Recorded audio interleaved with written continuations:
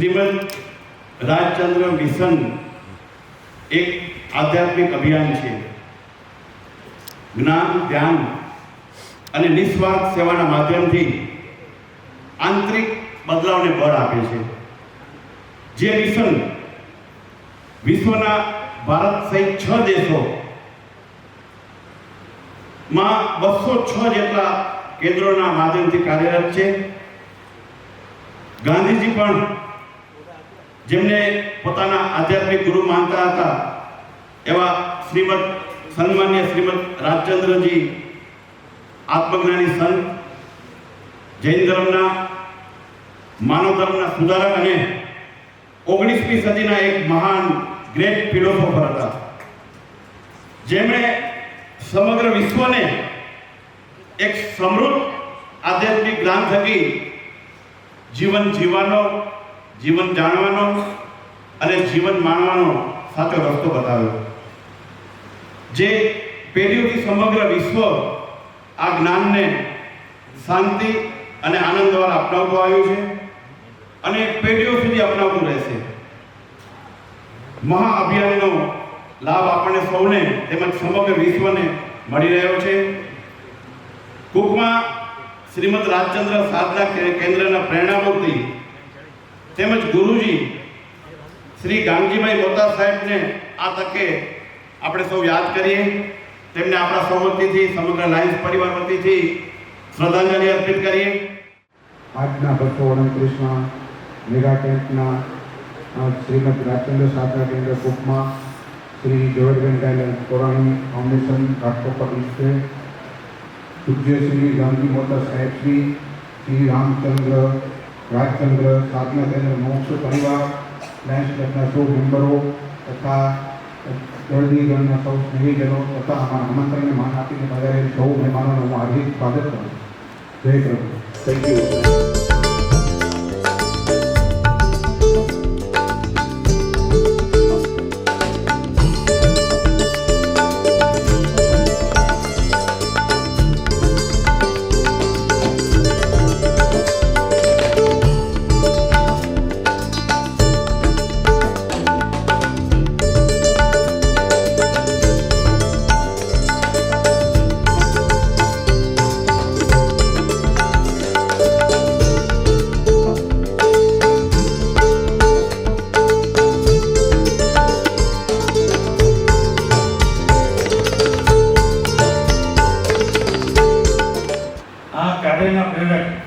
પૂજ્ય શ્રી ગાંધીભાઈ મોતા સાહેબ ઉપસ્થિત આપણી સાથે નથી, પણ પ્રેરકને મારા વંદન.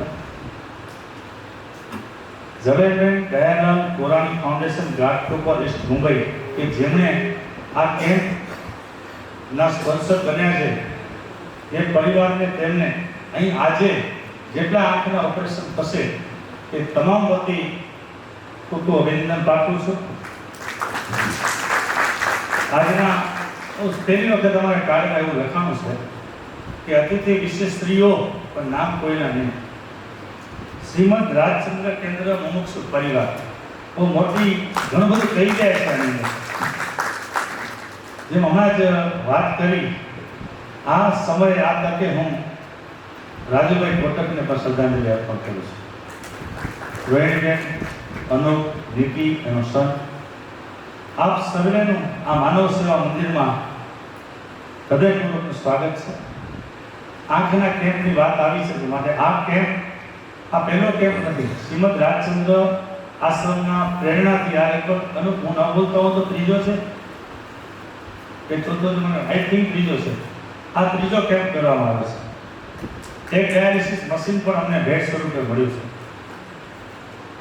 મિત્રો, આજે અમે ટોટલ 130 પેશન્ટને કેટરેક્ટ ઓપરેશન કરવા માટે તમે જ્યારે દાતાશ્રી બન્યા છો ત્યારે અમે બોલાવ્યા છે. આ કેટરેક્ટ ઓપરેશન માટે જે દિવસે જે પેશન્ટને અમે ગામડે ગામડે જઈ ને સ્ક્રુટિનાઇઝ કર્યા છે, ત્યાં અમે નંબર આપ્યો છે કે તમે આ તારીખે આટલા વાગે અહીં આવી જજો, તમારું આંખનું ઓપરેશન આ દાતા પરિવારના સેવાથી ફ્રી ઓફ કોસ્ટ થશે. આજે એમ કહી શકાય શ્રીમદ રાજચંદ્ર કુટુંબ આશ્રમનો સકળ સંઘ અહીં બધાયો છે. ને આપણા શાસ્ત્રોમાં લખ્યું છે કે સકળ જૈન સંઘ એટલે 25માં તીર્થંકર.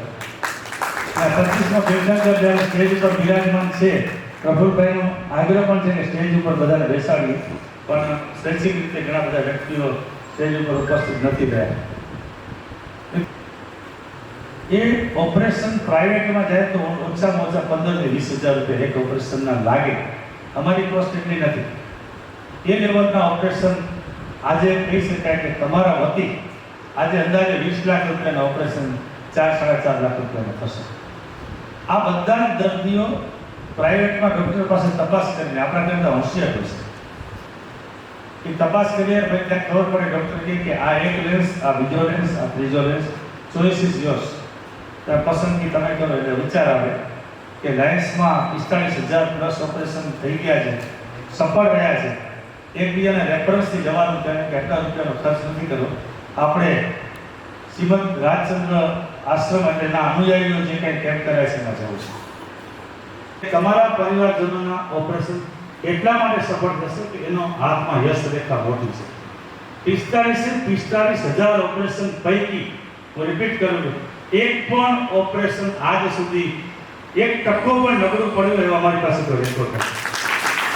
અને આ માત્ર ને માત્ર એટલા માટે શક્ય છે, ઉપરવાળા આપણી સાથે છે, શ્રીમદ રાજચંદ્રજીના આશીર્વાદ આપણી સાથે છે. અમે લોકો આ લાયન્સનો જે પિન પહેરીને ફરીએ છીએ ને, અમે માત્ર 1% કાર્ય કરીએ છીએ. 99% કાર્ય તો ઉપરવાળો આપણું પૂરું કરે છે. અમે નાકનું ઓપરેશન ફ્રી થઈ ચૂક્યા છે અને 2,25,000 રૂપિયાને 2,000 થી ગુણાકાર કરો તો એમ કહી શકાય કે 45 કરોડ રૂપિયાના આપણે ડાયાલિસિસ ફ્રી કર્યા છે. એમ ટોટલ 125 કરોડ રૂપિયાથી વધારેની રકમ લોકોને સુખાકારી માટે આપ જેવા દાતાશ્રીઓના સહયોગથી અમે નિઃશુલ્ક પૂરી પાડવાનો પ્રયત્ન કરી રહ્યા છીએ. ફરીથી આપે અમારા ઉપર વિશ્વાસ મૂકી અને આજના આંખના કેમ્પ કરાવ્યો છે તે બદલ અહીં ડાયાલિસિસના દર્દીઓ હતી, આંખના ઓપરેશન કરાવતા દર્દીઓ હતી, હૃદયપૂર્વક આભાર માનું છું. ખૂબ અનુભવતા આ જે તમને કહ્યું ને કે અમારે હાથ લંબાવો એ અમારી ફરજનો ભાગ છે, અમારું કર્તવ્ય છે. બરાબર નરેન્દ્રભાઈ, મેં કહ્યું માગ્યા વગર માન તૂટી નથી, પણ એમને સંકલ્પ મેં માગ્યા એના પહેલા કરેલો હશે. કારણ કે એમને મને પૂછતા હતા, સમગ્ર દર્દીઓ વતી મને પૂછતા હતા, સમગ્ર લાયન્સ પરિવાર વતી કંઈક વાત આવી જશે તોય પ્રફુલભાઈ આ વસ્તુ મૂર્તિમંત બની છે. દરેક દર્દીઓ ડાયાલિસિસના દર્દીઓ વતી ખૂબ ખૂબ અભિનંદન અને આ કાર્ય માટે આપ હોસ્પિટલનો આભાર. ત્યાં હોસ્પિટલમાં એક ખાસિયત છે કે ત્યાં બધું મેનેજમેન્ટ બહુ સારી રીતે થાય છે. હું ફર્સ્ટ ટાઈમ અહીંયા વિઝિટ માર્યો છું મારા ફાધર જોડે, તો મને બહુ વસ્તુ ગમી છે અહીંયા કરે. પ્લસ વધારે દર્દીઓનો લાભ લે એવી મારી વિનંતી છે. Thank you. જે આખી વાતો તો બધાને વિધિત થઈ, તો ખૂબ જ આ સંસ્થાનો એક પ્રેરણાદાયક એક જે આઈડિયોલોજી છે અને એ આઈડિયોલોજીમાં સર્વપ્રથમ આવે છે ટ્રાન્સપરન્સી.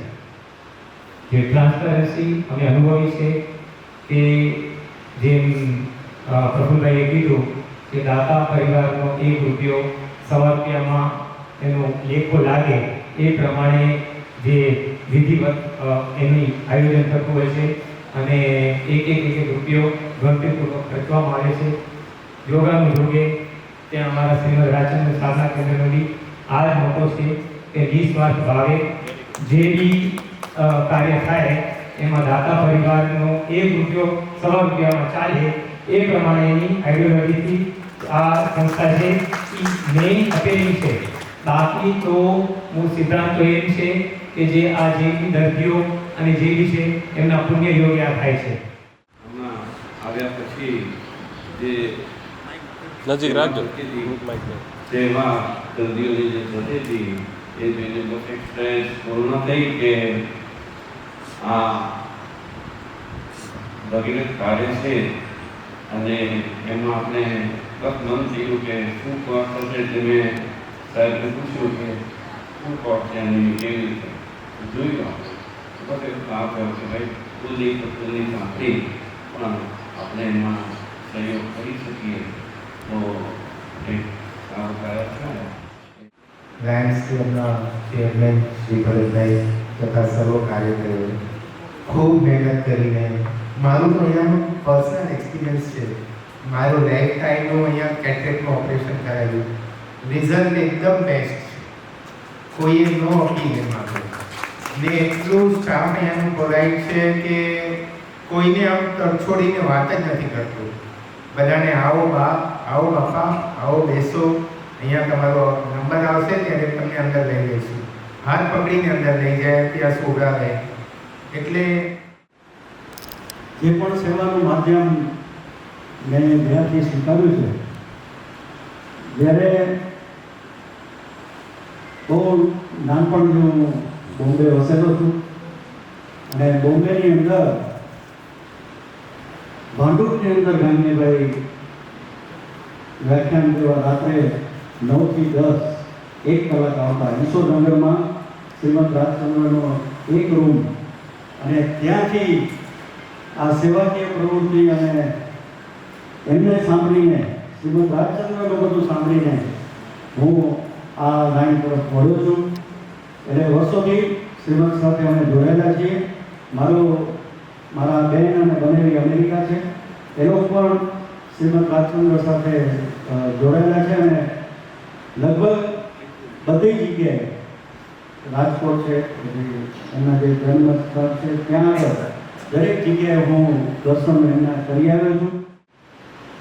આપ સૌ તો એક ભક્તિ માર્ગના સાધન કેન્દ્રથી જોડાયેલા છો, તો અહીં અમારું માનવ મંદિર પણ એક માનવ સાધના સેવા આપણે કેન્દ્ર ચલાવી રહ્યા છે. ભરતભાઈ સાથે જોડાયેલા અભયભાઈ, મીનાબેન અને સમસ્ત લાયન્સ પરિવાર, જ્યારે આ દાતા પરિવાર બધા જ્યારે આગળ આવે છે અને અમને સહયોગ આપે છે ત્યારે આ કાર્ય સફળ થાય છે. તો પહેલાં તો આપ સૌનો અહીંથી ખૂબ જ વંદન અને આપ સૌનો આભાર છે કે આપ બધા એને સહકાર. આજે આપ અમારા આંગણે અહીં લાયન્સ હોસ્પિટલ આપ દરેક પધાર્યા છો, દાતાશ્રી, અને આપ સૌ ખૂબ ખૂબ આભાર માનું છું.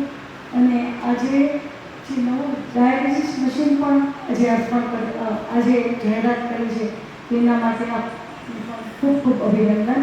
બસ આપ સર્વે એમ પધારતા રહો, અમને પણ ખૂબ જ આનંદ આવ્યો. આપ દરેકને મળીને, આપ બહેનો ભાઈઓને મળીને ખૂબ જ આનંદ આવ્યો. ફરીથી ખૂબ ખૂબ અનુમોદના આપ દરેકની અસ્તુ. જય ભગવાન. અકબરના દરબારમાં તાનસેન એક રત્ન હતા.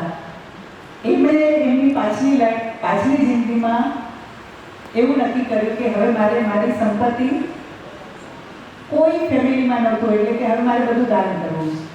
તો રોજ એ સવારના સૂર્ય ઉગે એટલે દાન માટે હાથ દબાવે, પણ લેનારનો મુખ ન જુએ. તો એમની આ વિચિત્ર ટેવ હતી કે જેવા કોઈ દાન લેવા આવે કે પોતાની નજર ઢાળી આવે. તો તુલસીદાસજીને ખબર પડી કે એ આવું કેમ કરે છે.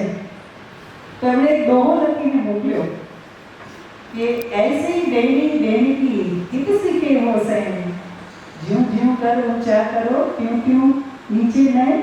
તમારા હાથ જેમ ઊંચા થાય છે તેમ તમારા નયના કેમ ઘટી જાય છે.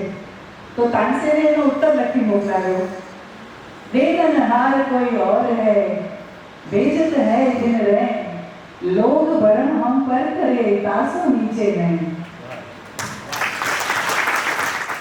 સમજો, એક બાજુ પેશન્ટો છે, એક બાજુ ડોક્ટરો છે, પણ આ જે લોકો જેને ઊભું કર્યું છે ને એ ભગવાન છે.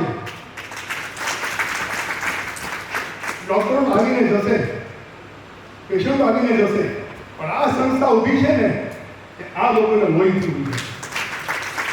અરે કહેવાય છે, आसमां को धरती पे लाने वाला चाहिए, आसमां को धरती पे लाने वाला चाहिए. આ લોકો જે છે આસમાન ધરતી પર લાવવા વાળા, કોઈની તાકાત છે આ લોકો કામ ઉભારીએ. અરે આ હિંમત છે, આ જોશ છે, આ શક્તિ છે. Hats of to you.